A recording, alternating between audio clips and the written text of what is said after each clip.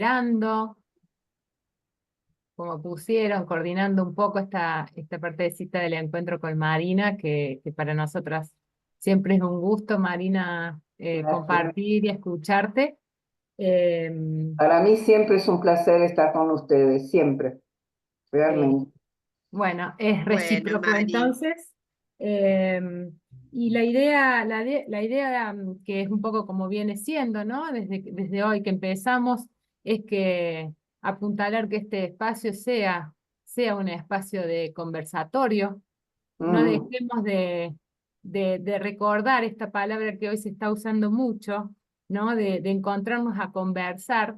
Y con Aurora queríamos como recuperar un poco la idea. Estuvimos buscando la etimología de la palabra conversar y queríamos empezar a esta invitación a encontrarnos con recuperar un poco el sentido y el significado.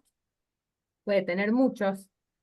Eh, Tiene la palabra con, y eso es ya tiene la importantísimo. palabra con. Y dice así, una de las que se encuentran, ¿no? La palabra conversación viene del latín conversatio y está formada del prefijo con, reunión, el verbo versare, que es girar, cambiar, dar muchas vueltas, y el sufijo tion, que es la acción y el efecto. Así que, bueno, bailemos un poco con eso. algunas volteretas después de escucharte el trabajo hermosísimo que has elaborado para convidarnos hoy y después nos encontraremos en estas vueltas que seguimos dando al pensarnos y al escucharnos. Bien. Bueno, vos después, Marina, harás como quieras, leerás o lo dirás con tus palabras, como quieras. Por el Yo momento, vos lo pensalo y voy a leer lo que perfecto. escribí, pero una sola cosita, María Aurora. Quiero que sea lo más abierto y libre posible, es decir, que me pregunten, que interrumpan, que hagamos un Perfecto, diálogo, una claro, conversación, ¿sí? perfecto, así va a ser. Aunque la conocemos desde hace muchísimos años a Marina, como siempre hay gente nueva y joven, vamos a repasar quién es Marina, que es psicóloga, que es psicoanalista vincular, que es miembro titular de la APPG, que es coordinadora de grupos de reflexión en la diplomatura en psicoanálisis vincular en el convenio APPG-UCES. Bueno, tiene numerosas intervenciones en situaciones de crisis institucionales en diferentes centros de salud, escuelas, clubes. Trabajó con migrantes y sus familias en español, en francés, en italiano, y fue invitada por el doctor René Caes a ofrecer conferencias sobre grupo e instituciones en la Universidad de Lyon 2, Francia. Y bueno, también con nosotros ha trabajado con grupos de reflexión mucho tiempo, en diferentes momentos de nuestra institución. Así que bueno, nos encanta cuando nos dice que sí, que se siente invitada y acepta y viene. Así que Mari, cuando quieras empezar, Bueno, yo voy a leer lo que escribí, pero me bueno, interrumpen en serio, me interrumpen, preguntan, hagámoslo libre, ¿sí? Bueno, sí, lo llamé a esto turbulencias en las instituciones, del sufrimiento a la puesta en crisis. Frente a este tema de tanta actualidad que nos descoloca y sacude en nuestro quehacer, me propongo exponer algunas ideas, a veces planteadas como preguntas, para que podamos pensar juntos. Estamos transitando un periodo de grandes transformaciones que se suceden sin casi darnos tiempo de nominarlas o entenderlas. Estas turbulencias que sacuden la vida social, las comunidades, las instituciones, constituyen encuentros y desencuentros vitales que trascienden la idea de un contexto que nos atraviesa. En realidad podríamos considerar los textos de la vida cotidiana que producen sufrimiento, cambios que se producen con una velocidad tal que dificulta sostener una cierta estabilidad que genere confianza, aún enfrentando los cambios necesarios. Frente a esta situación, ¿qué papel juegan las instituciones? ¿Se mantienen como continentes para garantizar la continuidad en el cambio con normas para la inclusión o se acentúa la exclusión social? Algunos consideran las afiliaciones a los grupos y a las instituciones como un nuevo nacimiento. Roberto Espósito se pregunta cómo habríamos soportado el ataque del virus del COVID sin las instituciones. Las considera el único recurso disponible, la última línea de resistencia que determinó un aumento de la sensibilidad ante la salud. Pero ¿qué pasa con los conflictos y las contradicciones que se juegan en las instituciones? Parece que te muteaste, Marina. ¿Ahora? Ahora Se sí. escuchó hasta qué pasa en las Bueno, instituciones. lo que pasa con los conflictos y las contradicciones que se juegan en las instituciones. El modelo conservador de institución las plantea como refractarias a toda transformación y le opone una gran cantidad de movimientos antiinstitucionales que impiden el logro de un proyecto común. Esta posición se muestra extrema y estas situaciones terminan reforzándose mutuamente. Después traje un ejemplo de una intervención en una escuela que habla justamente del exceso de verticularismo y las reacciones que eso produjo. ¿Qué pasa con el poder en las instituciones? Cuando hay un exceso de verticalismo, los cambios se vuelven difíciles. Debería haber un nexo entre la permanencia y las mutaciones. ¿Cómo favorecer un cierto equilibrio entre lo instituyente y lo instituido, a través de la posibilidad de sustituir ciertos dispositivos? En ciertos casos, poder pasar de una ley estricta de funcionamiento, conectada a menudo con sostener una historia peculiar de la institución, a normas más flexibles, más acordes a cada situación, a partir de poder recuperar la historia de la institución en sus distintos momentos o periodos. En la búsqueda de cambios en las instituciones, es importante tener en cuenta el factor tiempo. La búsqueda del cambio rápido, búsqueda de una inmediatez, puede determinar un rechazo a cierta posibilidad de mediación. Pero a veces se plantea un problema contrario. ¿Cómo aceptar los cambios vinculados con el curso del tiempo? Esto se presenta a veces en las instituciones relacionadas con la salud y la enseñanza. Por ejemplo, en un hospital de día, ¿cómo dejar marchar a los enfermos? Lo que es frecuente es que los residentes rotan, a veces en periodos bastante breves, y los pacientes se vuelven lo estable, y como tales aseguran la continuidad. Algunas intervenciones en instituciones escolares han mostrado que la diferenciación de la temporalidad suscita considerable angustia en los grupos y en las instituciones. Paul Fustier señala en las intervenciones institucionales la diferencia entre la difusión como modo de descargar un exceso de ansiedad, lo que anula las diferencias, y la difracción, que implica hacer entrar en discusión puntos de vista distintos. No solo escuchar la queja, que estaría relacionado con la difusión, sino dar lugar al pasaje de un discurso monofónico a uno polifónico, como plantea Caes. El grupo puede convertirse en un blanco de sustitución, como se vio en experiencias de trabajo con situaciones de violencia en la escuela.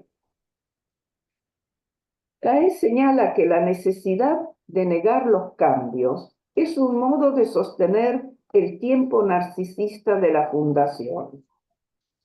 Dice, la institución es inmortal en el fantasma de los sujetos. Pero reformar es refundar, y eso está relacionado a veces con destruir.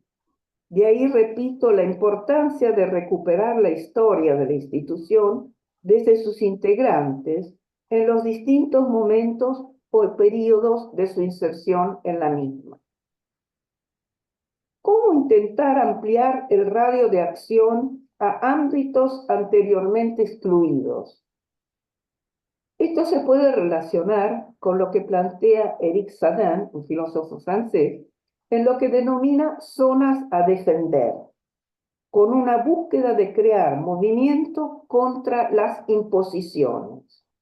Es lo que denomina la interposición, energía creadora del rechazo contra lo inaceptable a través de la creación de acciones, sosteniendo vínculos nuevos, maneras de organizarse distintas, focos de solidaridad, rompiendo el aislamiento, pero también revitalizando las instituciones a través de movimientos más flexibles, menos centralizados, más creativos, menos verticales. Posibilidad de vías alternativas. Un tema interesante en el manejo es el manejo de las diferencias en las instituciones. Hay distintas maneras de pertenecer. Si se busca una pertenencia como continente, sin fisuras, esta se vuelve fusional. La búsqueda de lo homogéneo niega diferencias y conflictos, pero estos suelen estallar por otro lado. A veces las diferencias pueden ser muy beneficiosas.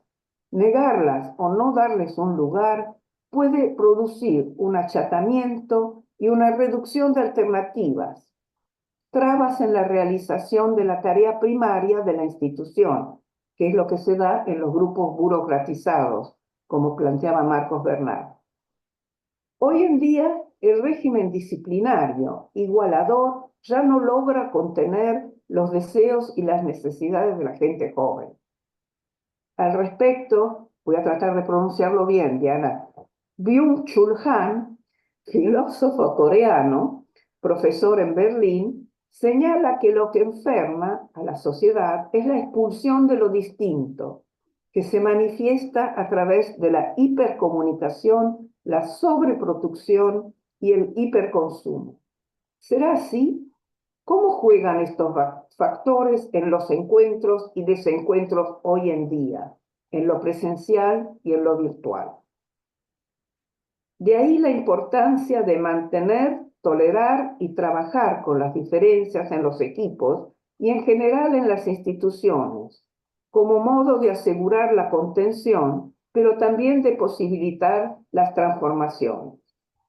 Transformación es vida, y eso incluye la aceptación del paso del tiempo. Ahora, si ustedes quieren, yo les voy a relatar una experiencia que alguna vez la debo haber contado, pero que fue muy significativa. No sé si quieren que lo relate ahora o lo dejamos primero abierto a la discusión. Vemos, Marina. ¿Alguien quiere decir algo, preguntar algo, comentar algo hasta acá? Si no, escuchamos la experiencia de la Marina y después seguimos, como quieran.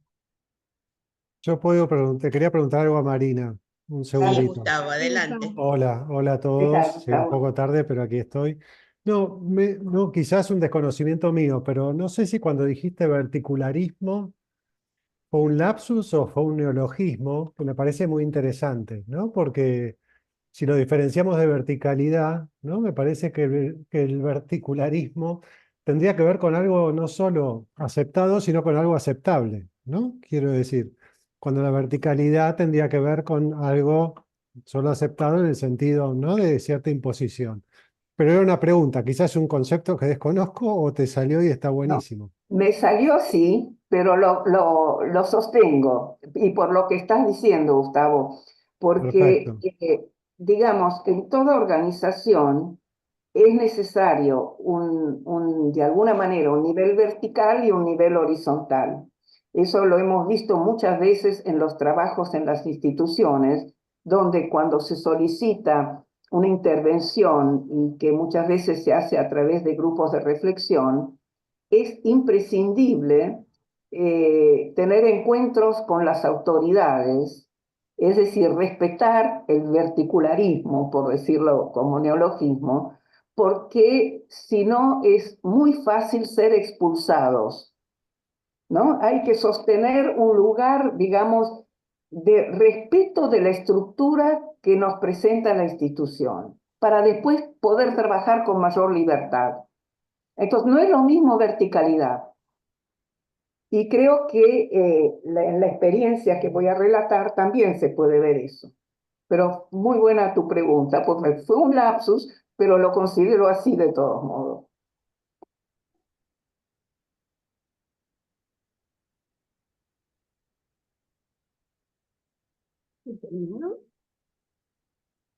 Margot, ¿querés hablar, preguntar, comentar? No, perdón. Decir que tuvimos inconveniente. No, se me había cortado, no. Bueno, justo Bueno. se conectaste. Bueno, podemos escuchar la Bueno, experiencia. te relato la experiencia, igual tiene que ver con todo lo que estábamos hablando. Ujú. Bien. Fue una crisis en una escuela. En una escuela primaria se planteó una situación que fue desencadenante de un pedido de consulta. Se estaba dando un marcado ausentismo entre las maestras que alteraba el adecuado funcionamiento escolar. No habían servido sucesivas entrevistas de la dirección con el plantel docente involucrado. Las causas invocadas eran válidas. Reiteradas situaciones de enfermedad, motivos personales, circunstancias fortuitas. El punto de partida fue trabajar la primera formulación del pedido de consulta. Es así como comenzamos teniendo una serie de encuentros con el nivel de dirección, apuntando al verticularismo, ¿no? Para dilucidar las expectativas y explorar la fantasmática que circulaba en la demanda. Se trataba de una escuela privada bilingüe de origen familiar, cuyo proyecto fundacional incluía básicamente el recuperar y continuar las raíces de sus fundadores, abuelos de los directivos actuales, que habían emigrado de un país europeo. Tenían un ideal de excelencia de la relación pedagógica, donde primaba la expectativa de que docentes y alumnos pudieran ser protegidos por una institución que les fuera común. Ese era, digamos, el lema de los directivos. Se ponía el acento en la armonía y la buena relación afectiva que reinaba en todos los niveles, con los alumnos, los docentes y los padres. Consideraban que el docente debía entregarse al proyecto educativo que correspondía, decían, a su lugar en el mundo. Las dueñas, dos hermanas, habían tenido en cuenta al elegir al personal de dirección y a los docentes la resonancia afectiva que este proyecto educativo podía tener de acuerdo a las historias personales de los mismos. Se determinó un trabajo de 3 meses con una frecuencia de una vez por semana fuera del horario escolar con el dispositivo de grupo de reflexión. Uno de los primeros hechos que llamó la atención fue la rápida adecuación al horario de trabajo planteado. Las cuestiones espaciotemporales constituyeron algunas vicisitudes de este grupo en su trabajo de reflexión, que denotaron una cierta problemática de indiscriminación, llegadas tarde, dificultad para poner fin a la reunión. Frecuentemente seguían hablando a pesar de que la coordinadora había marcado la terminación de la misma. Dificultad para diferenciar el adentro del afuera, que se traducía, por ejemplo, en la necesidad de contar en el afuera lo que pasaba en el grupo. dificultad para expresar situaciones de malestar que eran negadas, como la invasión que horarios de reunión que excedían el contrato laboral provocaba en sus vidas privadas, o el escaso registro de las situaciones de tensión dentro del grupo para intentar mantener una ilusión grupal a ultranza. La rápida adecuación al horario planteado, si bien facilitó el comienzo de la tarea, fue trabajada también desde una perspectiva de una tendencia a un exceso de renuncia de lo subjetivo. La misma implementación del dispositivo de trabajo implicó una desregulación, es decir, una caída de las pautas usuales consideradas normales, entre comillas, o sea, una puesta en crisis. El sostener la terminación de la reunión, a pesar de los intentos de hacerla perdurar más allá de los límites pactados, producía en la coordinadora sentimientos de violencia, de estar cortando el flujo grupal. Esta sensación de violencia, vivida contratransferencialmente por la coordinadora y al principio no registrada por el grupo, da cuenta de la situación de, entre comillas, naturalización de ciertas pautas de funcionamiento que en realidad son producto y construcción del grupo. Poco a poco el trabajo grupal fue llevando a una mayor discriminación de los distintos niveles, el adentro, el afuera, el proyecto institucional, el interjuego de los distintos deseos de los fundadores, de los directivos, de los docentes. Posicionamiento frente al pasado, al presente, al futuro, desde la fantasmática inicial de un eterno fluir, de un eterno presente, atentatoria de un proyecto pedagógico que necesariamente implica crecimiento y paso del tiempo para los alumnos y para los docentes en su inserción laboral. La posibilidad de constituirse la coordinadora en garante y sostén del encuadre permitió la creación de un espacio de desnaturalización, donde gradualmente y en una situación de contención se pudo abrir interrogantes sobre ciertas cuestiones de la pertenencia grupal e institucional que provocaban un sordo y mudo malestar.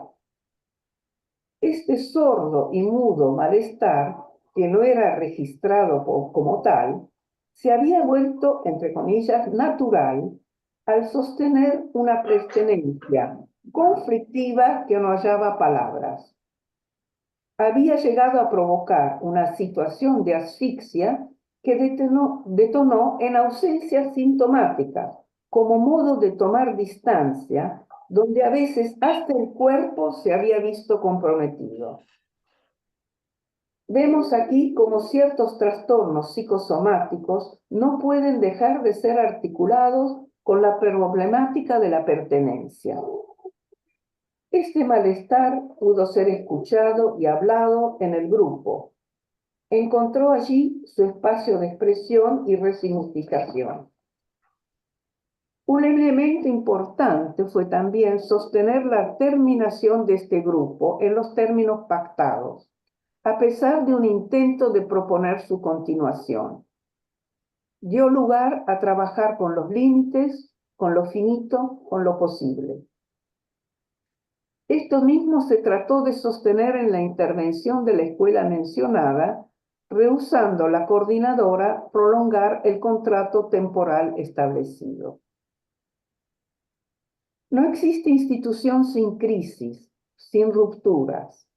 El trabajo grupal puede instaurar la confianza en hallar recursos transformadores. El grupo actúa como una membrana que permite contener, desplegar y transformar las situaciones de crisis, recuperando o construyendo sentido a través del trabajo asociativo que allí se despliega. Este logra a veces recuperar la palabra perdida. Esto fue la experiencia.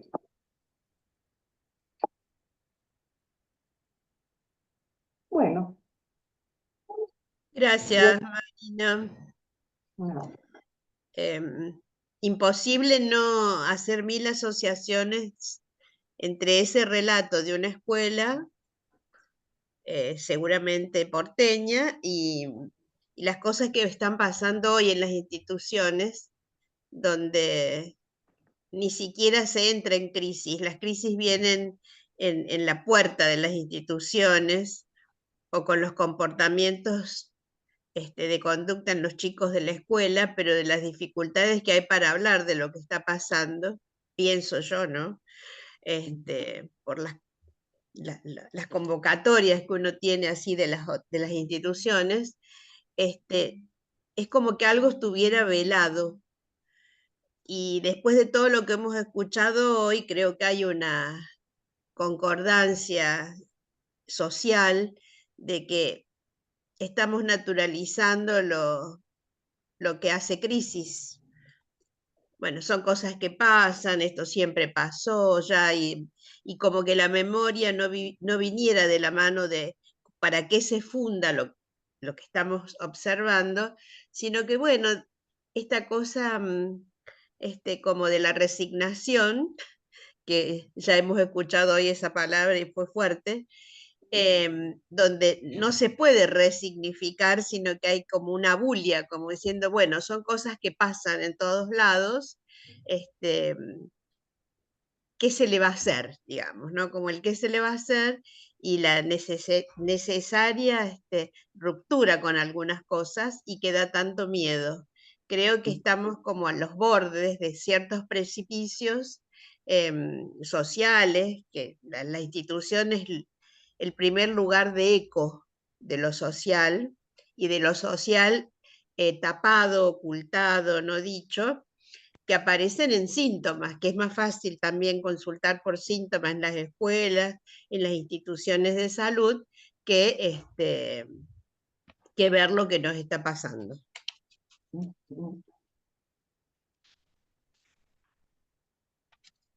Sí, además el aumento tremendo de la violencia en las escuelas, por ejemplo, entre los compañeros, los bullying, es decir, las cosas insólitas de exhibición y de desparramo que ya trascienden la comunidad escolar y se trasladan a la comunidad más amplia, como lo que hemos visto y escuchado de fotos hechas a compañeros y vendidas de alguna manera, ¿no? Con situaciones que realmente nos producen mucho malestar, escalofríos, diría, porque está comprometido el cuerpo en esto.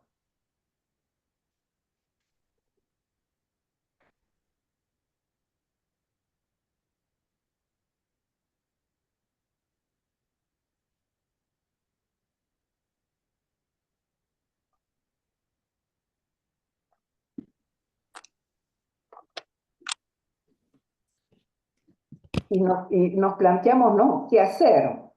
Y creo que la posibilidad, como una palabra que surgió mucho, que es el alojar, ¿no? Que es una palabra muy importante.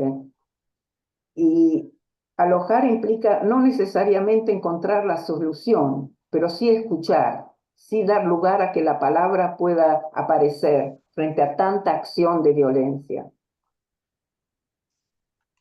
Sí, y cómo está, me parece que por lo menos los que hemos podido hacer el recorrido desde el comienzo de las jornadas, también al escuchar esta experiencia, Marina, se me vienen un montón de escenas y situaciones, ¿no? De las cuales estamos siendo testigos y parte también. eh, y hay algo que me tiene ahí como muy capturada en poder compartirlo para ver si le seguimos dando forma, que es esto de la necesidad del tope, ¿no? Porque lo planteaba Diana también en esto se pone el cuerpo que se enferma. ¿A dónde está el límite, ese tope que es necesario para la preservación propia y del otro, ¿no? Y en este caso de también una institución. Me parece que el constante exceso está teniendo efectos terribles en los dispositivos a donde nos tenemos que compartir con otros y estar juntos, que no significa, el estar todos juntos no significa que haya conjunto ni grupo, ¿no? Esto que traíamos de la cola también, me parece. Y con esto que vos traes de las licencias, es algo que por lo menos lo estoy viendo en Córdoba, se está dando muchísimo. Y la otra vez pensaba los niveles también de análisis y de intervenciones institucionales, porque yo vengo escuchando, ¿no es cierto?, la demanda y la incidencia que tiene la institución en las escuelas, así como vos los decías, bueno, es un problema. Docentes que no van, suplencias que no hay, se empieza a generar toda una conflictiva interna para poder sostener la tarea, es muy grave. Y yo me preguntaba, digo, pero si las licencias, o sea, esto de escuchar lo que está pasando, ¿no es cierto? El sufrimiento, también hasta qué punto la responsabilidad y la escucha de lo que está sucediendo en esos cuerpos que enferman, desde un nivel institucional también más alto, ¿no es cierto? Claro. Porque cuando hay una docente que pide licencia por enfermedad, se cura sola en la casa, o sea, no va a la escuela, pasa sus días de licencia por enfermedad, pero vuelve a la misma situación que le enfermó, ¿no? Como ahí queda, ¿no? Y esta es el eterno retorno de lo que se está repitiendo y repitiendo y en aumento, porque yo no sé ustedes, pero yo vengo escuchando que hoy por hoy las licencias psiquiátricas también nos interpelan, nos tienen que poner a pensar qué está pasando ahí con la salud mental en las instituciones, ¿no es cierto? Así que bueno, me has ayudado a pensar un montón de cosas en relación a esto que comentás y de lo que leíste, porque la puesta en crisis, como siempre hemos dicho, y con CAES también ahí ah, en el valor de sus aportes, las crisis no se pasan solos y las crisis pueden ser oportunidades de transformación si uno puede hacer algo con lo que está sucediendo. Claro, de hecho, en esa escuela, digamos, hubo que trabajar con el exceso de verticalidad, porque al Claro. imponer un proyecto tan rígido, no daba margen, y cuando digamos, cuando se cierran todas posibilidades de expresión de las disidencias, eso está ya por otro lado, está ya inevitablemente por otro lado. Por eso el trabajar es no solo con el grupo, sino con la institución, con los directivos, con revisar el proyecto. Y además creo que esta violencia, y creo que viene muy al caso la secuencia de las presentaciones que hubo hoy, porque viene de arriba, digamos. Cuando no hay límite en la expresión y en el acto, eso se traslada de arriba para abajo, en todas las instancias, donde no hay posibilidad de decir no, donde no hay posibilidad de mediación, donde no hay posibilidad de pensar, sino que es actuar. Aún las palabras se convierten en actos.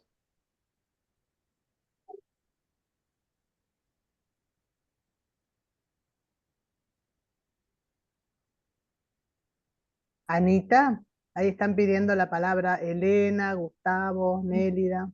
¿Cómo fue el orden? Hacia algunos se Así, acuerdan. así. Elena, Gustavo, Nélida. Elena. Bueno, Qué Elena. ordenado, qué ordenada que es Ordenados, están todos esta juntitos ahí. pantalla. Bueno, Elena, estás primera. Bueno, bueno, escuchando las cosas que se dijeron, asocié con dos conceptos que son muy antiguos, pero no sé por qué me vinieron a la mente. Uno tiene que ver con, creo que que lo dijo Elliot Jaques, cuando hablaba de la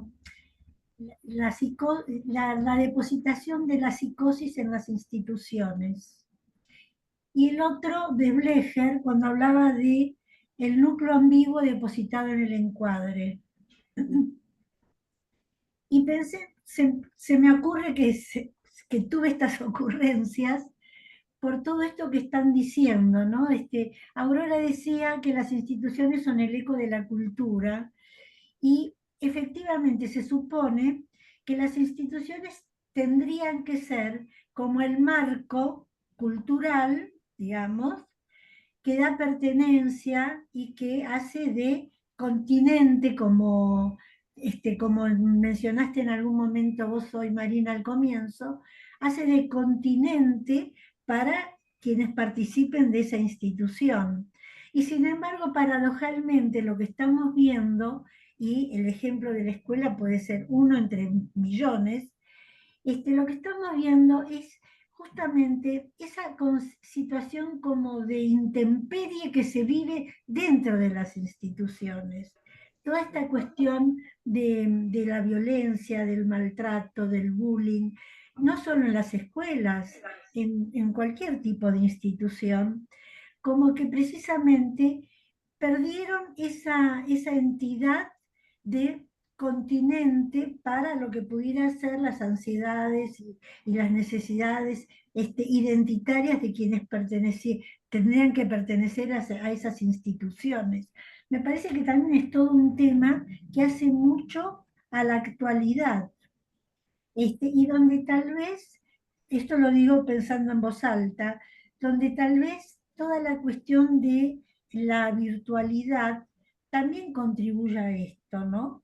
En el sentido de esta dificultad en lo que es la interacción del cuerpo a cuerpo, del persona a persona, para, bueno, mediatizar con la máquina, con la tecnología, que preserva el anonimato de pronto y eh, favorece totalmente este camino a la violencia, al desprecio, a la falta de respeto, al bullying, con todas las consecuencias que eso trae, ¿no?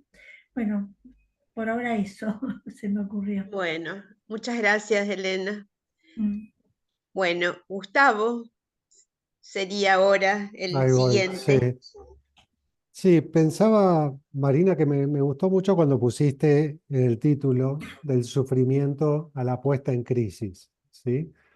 Sobre todo por la idea de la acción, ¿no? De la puesta en crisis, ¿no? No es lo mismo decir, bueno, una crisis siempre es una oportunidad de, ¿no? Y otra es, ¿no? La acción de la puesta en crisis. Porque ahí pensaba dos vías, ¿no? Una tiene que ver con que no perdamos la capacidad de poner en crisis lo que entra en crisis, ¿no? ¿Qué quiero decir con esto? Me parece que han entrado en crisis varias ideas y que tenemos que tener la capacidad de ponerlas en crisis. Quiero decir, por ejemplo, la idea de resistencia, ¿sí? Con todo lo que ha cambiado, ¿sí? ¿Nos basta, no es suficiente seguir hablando de resistencia? O, por ejemplo, tenemos que hablar, no sé si Daniel lo citó, porque yo llegué tarde, no me colé, Diana, no sé dónde está Diana, no me colé, llegué tarde. Pero digo, Sadin plantea esto de hacer disidencia, ¿no? Como una acción, ¿no? Digamos, o sea, revolver en lo que hay, en lo que no hay, etcétera, para producir algo, ¿no? Entonces eso me parece que es un plus interesante a la idea de resistencia, ¿no? En ese punto. Y también me parece que hay que hacer entrar en crisis, no porque no deba estar, sino entrar en crisis, la idea de alojar si la remitimos exclusivamente al sufrimiento, ¿no? Porque también, y esto surgió en las jornadas nuestras, hay que alojar potencias, hay que alojar, ¿no? Otras cuestiones que justamente puedan hacer poner en crisis lo que entra en crisis, que puede ir a parar a la naturalización, ¿no? Y me parece que eso es muy importante, por eso subrayé tu título, ¿no? De la puesta en crisis, ¿no? Como una acción concreta. Gracias. ¿Puedo contestarle ahora o escuchamos primero Nélida lo que... No, decí, María. Dale, dale. Como No, quieras, Marina. sí, no, que esto de la puesta en crisis y el nivel de acción que eso implica, tiene mucho que ver con experiencias que se han hecho. Vos mencionabas, Gustavo, Eric Sadin, justamente, él es el que habla de la imposición, la interposición, es decir, no quedarse solamente con resignarse, sino establecer grupos concretos de acción. Él lo llama zonas a defender. Tiene una experiencia muy interesante. Hay entrega a la jornada. No. Tiene una experiencia muy interesante donde pensaban instalar un aeropuerto en una zona de Francia donde había un bosque hermosísimo y no era para nada necesario la instalación del aeropuerto, sino que era una cuestión inmobiliaria, digamos.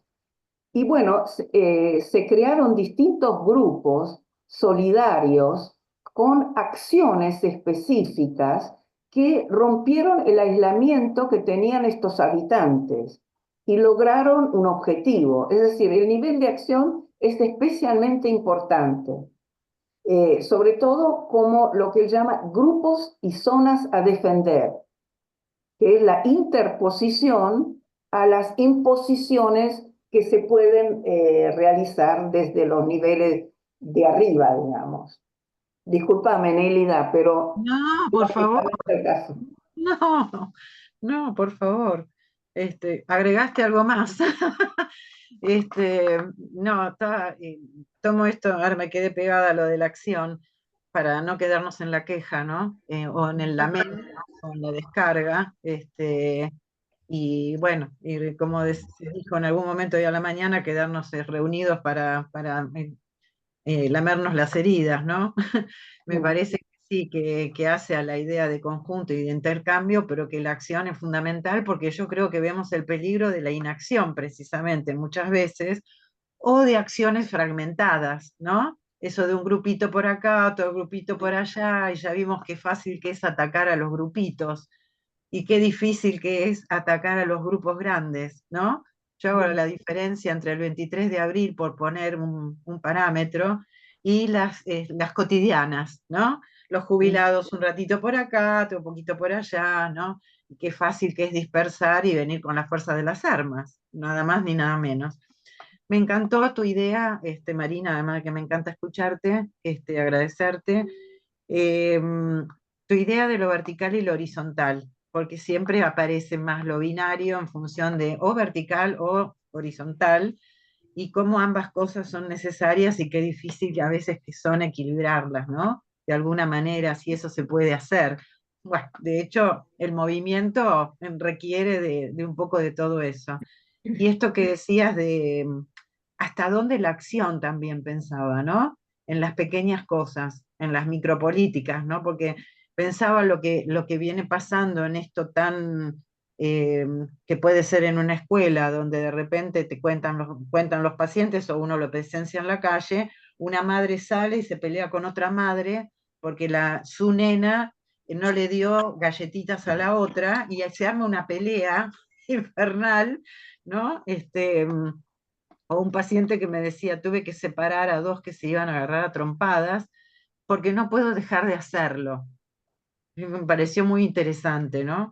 No puedo dejar de intervenir. Era una bicicleta, alguien que estaba en una bicicleta y se enojó con uno que estacionó para hacer bajar a su mamá muy mayor y se empezaban a agarrar a trompadas por ese motivo, porque creo que la descarga social en relación a todo lo que significa estas acciones que no están encarriladas, podríamos decir, encaminadas en direcciones que den otros resultados, que no sea la descarga del que sale con el torso desnudo, como me choqué la otra vez con uno gritando, vociferando, que este muchacho joven, ¿no? Que iba a los gritos por la calle, ¿no?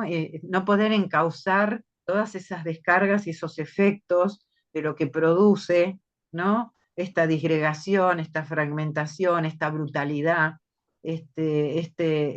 sin límites, sin bordes, y con un desquicio inabordable, ¿no? Y me parece que las acciones serían para encaminar los acting, si se pudiera decir, o eso es pasar al acto, ¿no?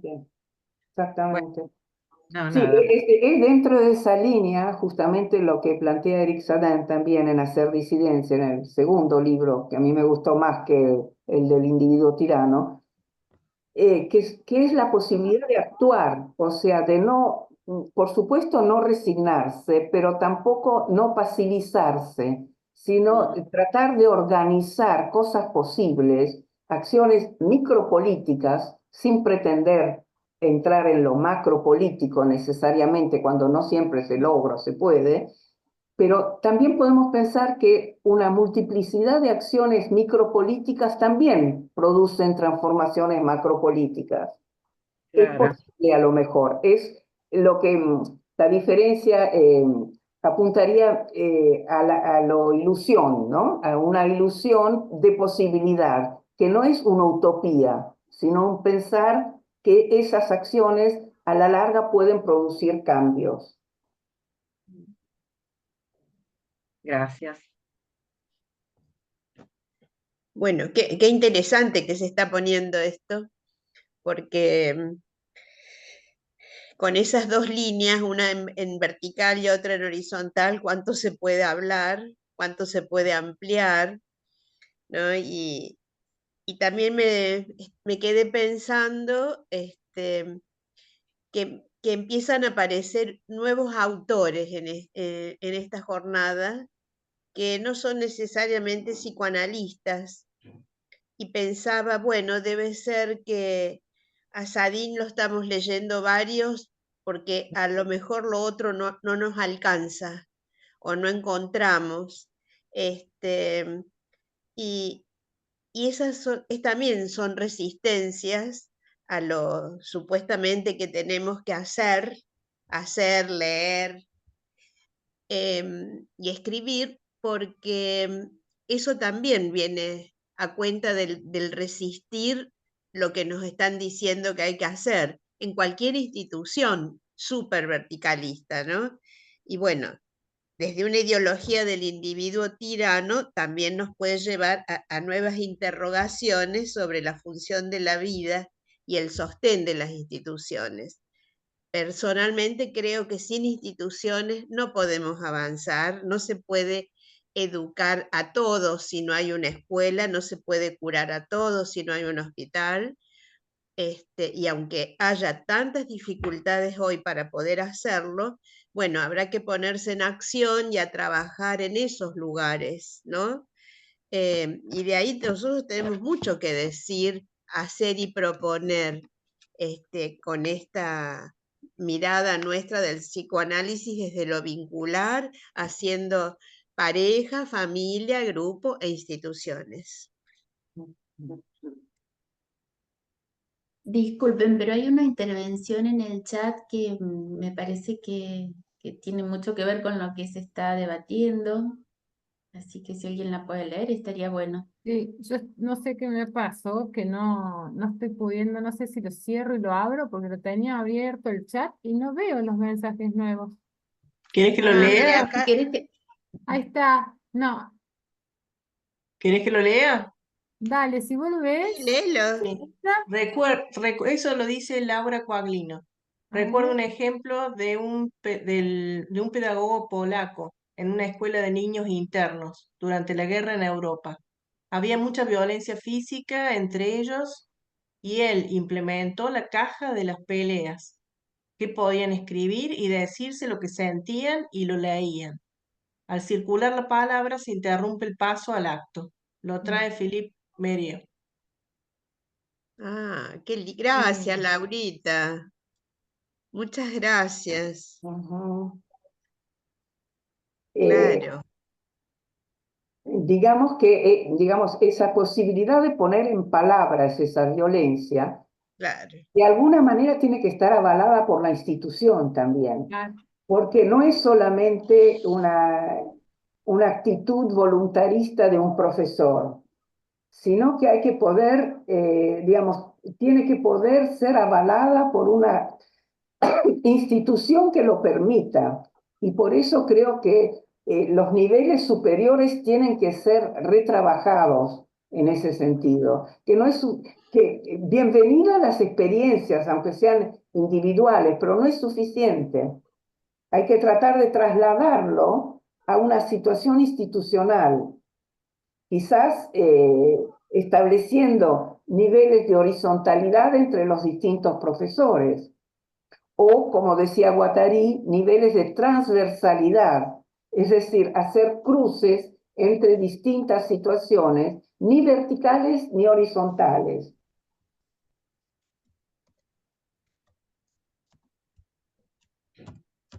Sí, y en esto, yo que trabajo mucho con jóvenes, digo, recién cuando leía lo de escuchaba lo de Laura, digo, claro, pero ¿y qué palabra, no? Porque lo que yo estoy viendo, lo que circula por medio de mensajes, no tiene esta calidad simbólica. Mm. Entonces también ahí abrir a pensar en que la palabra tiene que tener un lugar, y qué lugar está habiendo para la palabra, que me parece que reproduce muchas veces niveles de objetivación del otro, de no registro, de indiferencia, de violencia.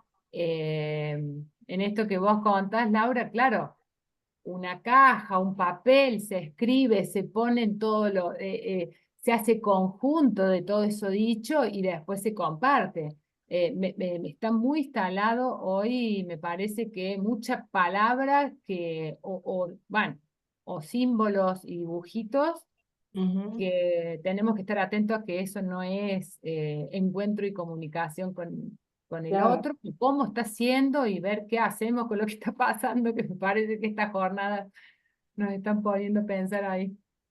Es que son palabras acciones, no son Claro, palabras que comunican. No, que claro. los insultos o legitimar el insulto como modo de Claro. intercambio. Ujú. Mm.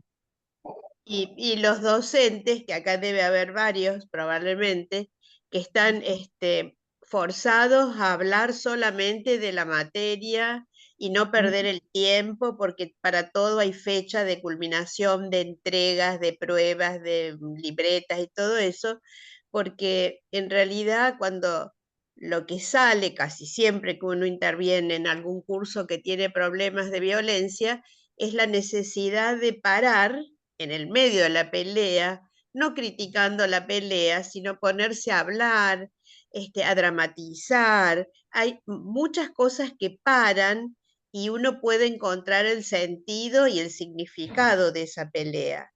Pero por otro lado, se están naturalizando estos insultos desde el Senado, la presidencia, si todo el mundo dice lo que le parece, como quiere y a quien quiere, y nadie dice o yo no escucho a lo mejor porque no tengo tiempo, pero no hay un noticioso que diga algo, que baje un editorial de qué es lo que ha pasado cuando un presidente insulta, cuando un ministro dice insultos, es decir, y todo es como tomado en joda, digamos, ¿no? Entonces, es decir, por un lado, la autoridad, lo que representa la autoridad, tiene un modo, una acción, y la educación que va con unas palabras que se vuelven tan vacías cuando llegan a la cabeza de los chicos, que están todo el día conectadísimos, entre comillas, el conectadísimo, con la realidad social, ¿no?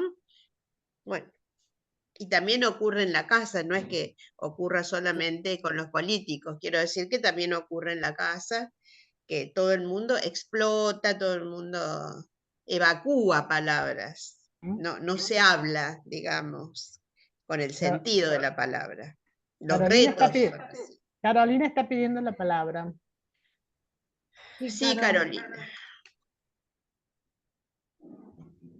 Bueno, la verdad que muchas resonancias y un poco me quedo pensando más allá de la escuela, que es una institución eh, con bastantes dificultades y donde es la caja de resonancia de muchas violencias ahora. Bueno, yo pienso también en otras instituciones y me quedo pensando en lo que traía un poco Diana a la mañana, de que las grietas no se transformen en diferencia, cómo hacer que las grietas no se transformen en diferencia y las diferencias no en grietas, ¿no?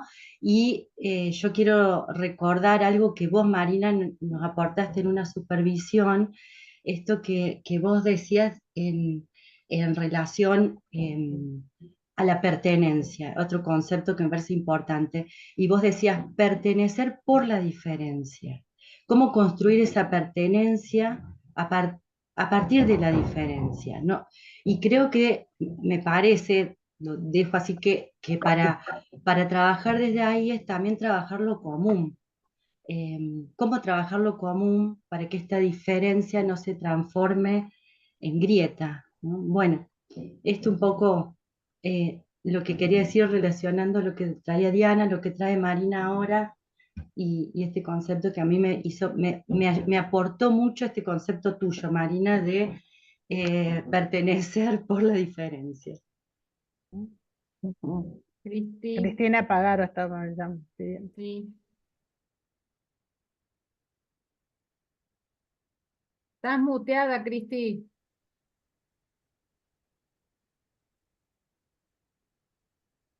Ahora sí. Quería narrarles el problema de de un paciente que es profesor de sociología de un colegio medio humilde y que una alumna lo grabó 13 minutos, hizo pasar después ese video por todo el colegio porque él mencionó la palabra capitalismo y socialismo, porque bueno, él está dando sociología y se armó un lío bárbaro con esto, así que no saben si lo van a echar o no por esta grabación del celular. La verdad que increíble que pasen esas cosas, ¿no? Muy angustiado por la actitud que va a tomar la escuela.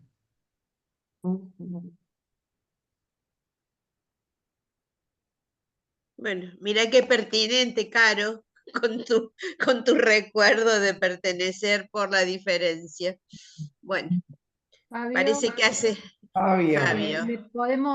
podemos como abrir la palabra a Fabio, después no sé si Marina querés hacer unas palabras como de cierre, pero ya estaríamos como en la hora y respetemos también que hay una hora de almuerzo donde nos tenemos que alimentar y comer para poder seguir.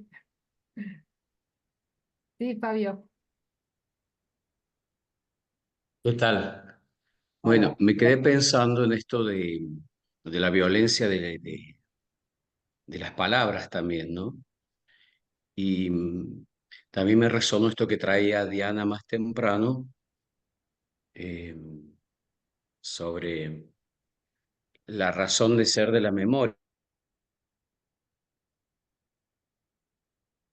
Ah, se está Ahí se cortando. congeló. Corta, Fabio. Fíjate si Es puedes decir, quitar la ¿cómo? imagen. ¿Cómo? Se Se cortó. escuchó hasta la razón de ser de las memorias y ahí quedaste como... Y que construimos el pasado en función de los intereses del hoy, ¿no? Con un sentido performativo. Es decir, que Sí. está en nosotros también producir con un sentido de futuro también, porque lo que está sucediendo es desmantelar el recurrir al pasado y cambiarle el sentido a las palabras, como esto de la libertad, el héroe. Eh, y pensaba en un texto de Víctor Klemperer, de La lengua del Tercer Reich, que, que dice que el nazismo se introducía más bien en la carne y en la sangre de las masas a través de palabras aisladas, de expresiones que se imponían repitiéndolas millones de veces y que eran adoptadas de forma mecánica, ¿no? E inconsciente. Entonces, pensaba en la importancia de reconstruir estos procesos de memoria colectiva, pero asignándoles un sentido desde el presente para que en lo cotidiano sea posible instalar otra forma de accionar, de interrumpir esto que es automático con el trabajo del pensamiento. Me parece que ahí está también el desafío de nosotros como psicoanalistas vinculares en los distintos espacios. Sí, me Muy parece bien. muy interesante lo que estás planteando, Fabio, porque tiene que ver también esta interrupción y estas palabras que se ponen digamos que son repetidas y que se meten adentro del cuerpo. Y me hace pensar a lo que hoy en día se habla de las fake news, ¿no? De las noticias que circulan sin un emisor reconocido, sino que se lanzan y que tienen un efecto nocivo en cuanto a que se meten en el cuerpo también, ¿no? Es decir, la verdad, por ejemplo, o una emisión de verdad aparentemente tiene un emisor reconocido, pero las fake news son difusas. No hay nadie que se haga responsable, pero se difunden terriblemente y actúan como un efecto muy destructivo y muy confusionante, donde no se distingue cuál es la verdad y cuál es la creencia que se quiere tratar de imponer, ¿no? Este es como un efecto, la acción, digamos, que tienen ciertas palabras, sobre todo a partir de las redes sociales, que son impersonales, que no se hacen responsables. Y volvemos o inauguramos el tema de la responsabilidad en lo que hacemos, ¿no? Y la posibilidad que podemos tener de hacer acciones micropolíticas, pero asumiendo la responsabilidad de cambiar ciertas cosas. Cada uno en el nivel o en el grupo que pueda. Y acá creo que estamos trabajando en eso. En este encuentro, ¿no? Sí. Bueno, si les parece, podemos tener en cuenta la hora. No sé si alguien más quiere decir algo como para cerrar, que va a ser un cierre que continuará en apertura después de un ratito de descanso. Pero bueno, estaremos en hora ya.